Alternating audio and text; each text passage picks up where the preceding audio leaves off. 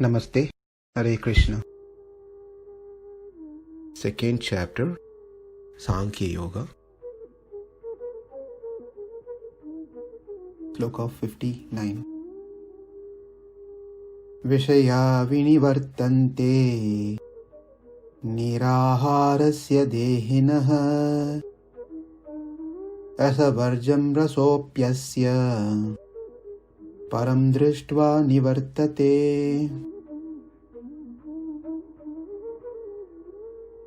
In the sloka, Krishna says that though the embodied soul may be restricted from sense enjoyment, the taste for sense objects remains.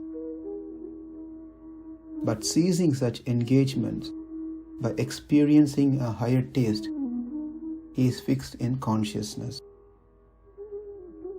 In other words, when one who refrains from eating also stops the experiencing of the sense objects, but his desire for sense objects doesn't go away. It remains. But having seen the Atma, one can stop the desires as well.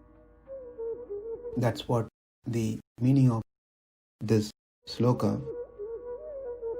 So what we see in the sequence of this sloka that we went through, as per the Yoga Shastra, the four stages: etamana samya, vyatireka samya, ekendriya samya, vasikara samya. The first one, etamana samya, where control of external senses by keeping oneself aloof so the person does not get disturbed by those external sense objects. That's the first stage. And the second is, after having control of the external senses, even though these sense objects may be in a proximity, since you have practiced to control, now vyatireka samya, even with force the external senses are controlled. Here with the force is trying to control the external senses. But in this stage, the mind is still active. Even the external senses can be controlled, but the mind is still having the desire. That creates desires, attachment, affection, anger, hatred to someone, enmity, liking, disliking.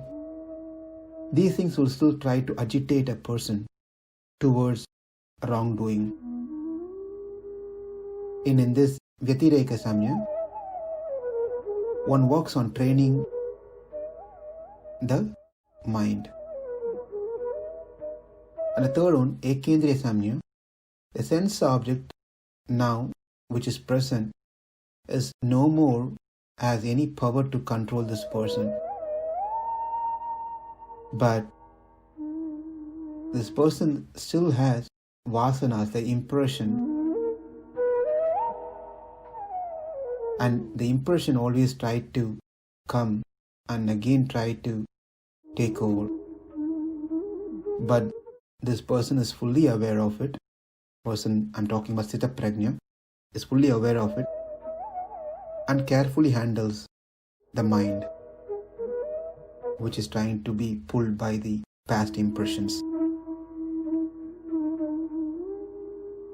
The external senses and internal senses are sober and under control by this stage, by the impressions are deep-rooted in our mind. Those impressions, which is called vasanas, will always try to abstract the practitioner who are sincere and sincerely trying to focus in Atma and Paramatma. So one who is in the stage, ekendriya samnya, one tries to overcome the older impression with newer impression, by putting a newer impression properly with determination and spiritual practices and the right spiritual guidance. Vashikara samnya, the final stage, is where he doesn't even see those sense object, though it present, he's not able to see it. Not he become blind. Now he is so fixed in his Atma. All the old impressions are gone. He is very strong in his practices. In the stage, least he is concerned about any of those things happening around him. Undisturbed. Jnana-nishtha, means he is fully fixed in his knowledge at this time. Viṣayā vinivartante nirāhārasya dehinaḥ. Ahara means food. Nirāhāra. Nirāhāra means no food.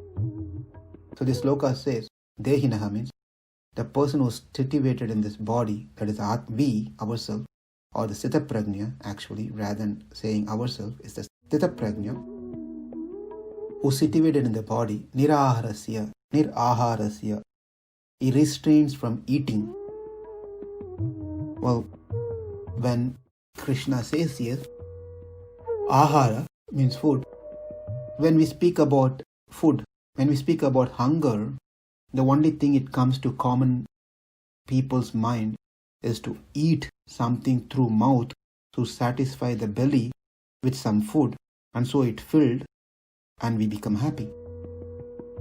That's what we think whenever we speak about hunger. But there are other ways one can eat as well. Not only just through mouth, but through eyes, nose, skin, ears, to satisfy their hunger. Yes, they also have this hunger. The eyes want to see beautiful things, like the mouth wants to eat palatable thing.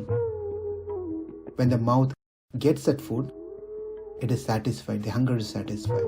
Likewise, when the eyes sees a beautiful thing, when it sees, its hunger is satisfied. Nose wants to smell something nice, fragrant. When it does, its nose hunger is satisfied. The skin wants to touch something smooth, soft, nice. By that, the skin touch sense hunger is satisfied. The ears want to hear something very nice, mostly about oneself from others, how great that person is, how nice that person is. And by hearing such things, feeding the ear through such sound, the hunger of ears are satisfied. In this way, the body is fed through all these different senses. We are constantly eating food, constantly eating through our senses. But the duty of buddhi, or the intelligence, is to instruct and control these hunger and make them starve when it's needed. Nirāhārasya becomes more, when we feed more to the senses, the demand does not subside, rather it increases. The eye wants to see more beautiful things. The ear wants to hear more good things about oneself, or whatever that material things are. The intelligence has to bring these senses towards Atma, self, within. Therefore, the steadfast knowledge, jnana-nishtha, is needed for one who is practicing spirituality. A determination should be there. And therefore, we can see in the Sanatana Dharma, there are many fasting, festivals, puja. It all drives one towards controlling the senses. We have to start doing some austerity. rasa-varjaṁ raso api asya paraṁ dṛṣṭvā nivartate. The second half of the sloka says, unless one experiences the higher taste, one will not give up the lower things, and the lower things will not go. And it's not an easy program. We all know that. But it can be practiced. It's doable. Otherwise, Krishna will not take this much time to tell and give us these instructions to perfect ourselves in our life. So, the higher taste comes and the lower taste goes away. For example, if someone is just drinking milk, a glass of milk, and the same person, after drinking, he takes a couple of spoons of sugar. He tastes milk, and after that he tastes sugar. Now someone comes and tells, mix both and drink and see. When this person mixes sugar in the milk and then start drinking, after he tasted this, he is not going to go drinking milk separately and having sugar separately because he got the higher taste.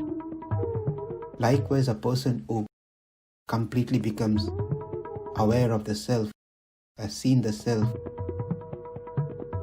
as a proper consciousness, in the full consciousness, that person will not go to the lower things by which the senses are getting their hunger satisfied.